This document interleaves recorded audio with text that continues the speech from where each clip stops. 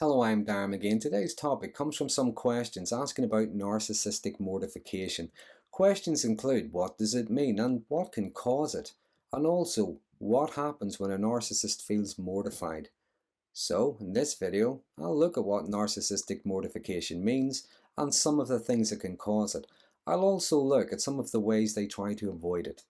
In the next video, I'll look at how narcissistic people commonly react to feeling mortified. So to begin with, the word mortify comes from the Latin word mor, which means death. In today's terms, it means to feel embarrassed or shamed. It can be the feeling of being humiliated. So if you think of a narcissistic person maybe being exposed as being a liar, being envious or vindictive, or perhaps reminded that they are not superior, they are not above the rules, you imagine the shame that could bring up. Because narcissistic people tend to be quite fake. They have a false yet very fragile sense of themselves at their very core. And because their version of themselves, their version of the world tends to be distorted, often diluted, it's constantly at odds with reality. They believe they are entitled without actually having to earn anything. They have an inflated sense of superiority, so they expect a certain status without the hard work or the responsibility. They believe they are special and amazing. They are the most attractive, intelligent, bravest, wittiest person you'll ever meet. And others should feel privileged to be allowed to be part of their world. And some of the common behaviours which reinforce this distorted version of themselves include grandiosity, there's hypermorality, virtue signalling, intellectualizing. There's very public generosity and altruism. There can also be perpetual victimhood and helplessness. It's really whatever gets them the attention and validation they crave. But in order to protect this version of themselves, we often see a multitude of maladaptive defense mechanisms. These include denial, deflection, projection, gaslighting, pretty much anything that keeps reality at bay. So the mortification comes whenever reality hits home and it cannot be denied or ignored. They are responsible for their actions. They are not superior by default. They are flawed and capable of error, just like everyone else. There are things they don't know, things they can't do. Other people have skills and qualities they don't. But when reality sinks in, they can feel defeated, deflated, humiliated, sometimes even outraged. So some of the things that can cause narcissistic mortification could be, firstly, being held accountable for their actions. Narcissistic people generally don't believe they ever do anything wrong, so to be held accountable for, say, bad behaviour would shatter that belief. They want others to accept responsibility for those parts of themselves that bring up shame, which is why they often project the very things they do onto other people. For instance, it is others who are envious, it is others who are selfish, it is others who are cruel. It's how they regulate themselves. And when challenged or confronted, they often deploy the Darvo method, and this involves denial while attacking the person who challenged them, and usually from a sense of victimhood. But whenever they have no excuses, no one else to blame, whenever the Darvo doesn't work and they are being held accountable, well, this can bring up intense shame, especially if it happens in front of other people. Now, this could also include any form of criticism, even if it's constructive. Criticism reminds them they are flawed and they can't do everything perfectly. But instead of considering the criticism or the feedback constructively, they dismiss their critics' opinions as irrelevant, or they might launch an attack on them.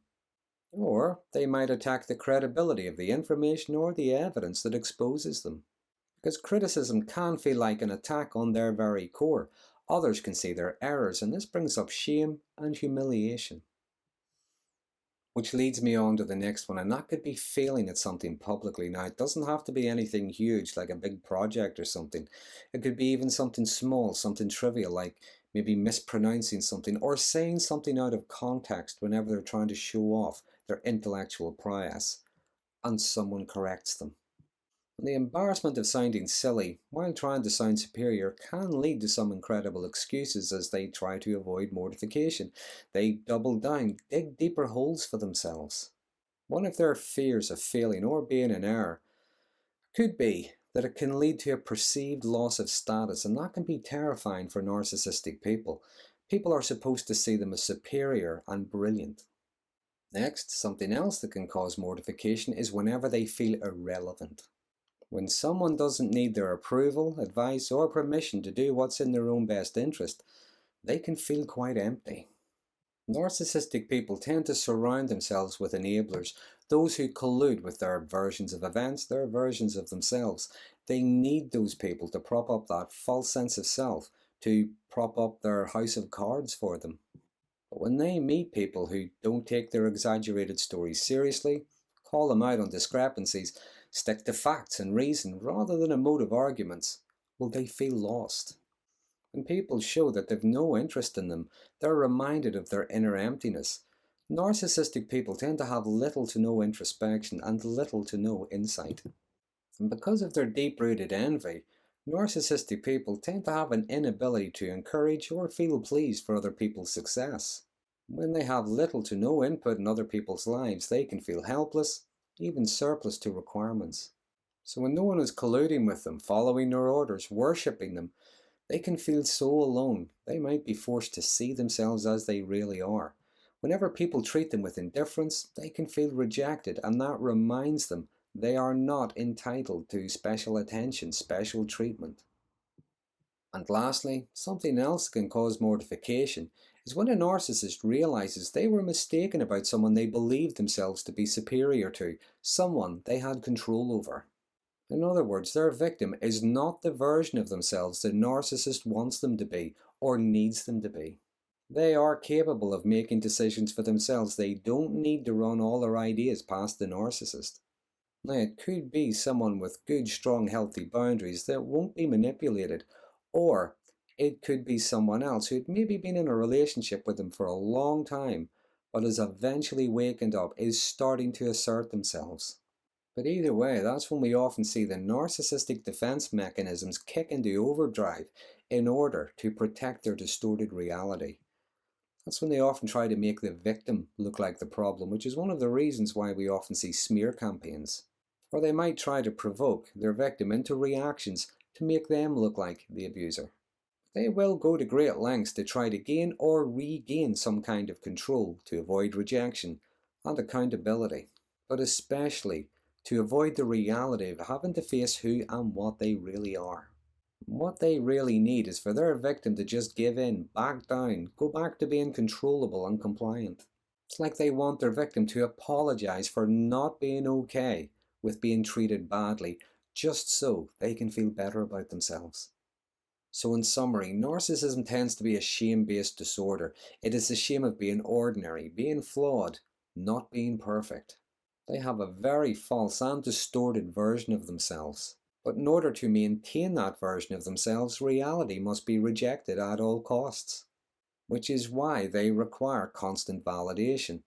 Now, personally, I'm not sure validation is the right term in the sense that we can validate others. It doesn't necessarily mean we understand or we even agree with them. We just acknowledge that's how someone feels. I think with narcissism, it's more a constant need for collusion. Their beliefs are like a house of cards. They need others to collude with their deluded fantasies, otherwise that house of cards could collapse with the slightest breeze. And when it collapses, that's when they feel mortified and will often behave in the most shameful ways just to try to avoid feeling shame. And this can range from temper tantrums to just wishing the world would end right now. So that's a brief outline of narcissistic mortification. Now, as always, there are other examples I could have added, such as publicly being caught out in a lie or when they overplay their hand with the wrong people. But if there's anything you might like to add, please feel free to use the comments section. There are some interesting conversation starts from these videos. Next time, I'll be looking at what happens when a narcissist is mortified. But in the meantime, if you find this topic to be interesting, please consider subscribing, and until next time, thanks for watching. I didn't say that wrong. I was using the Latin pronunciation.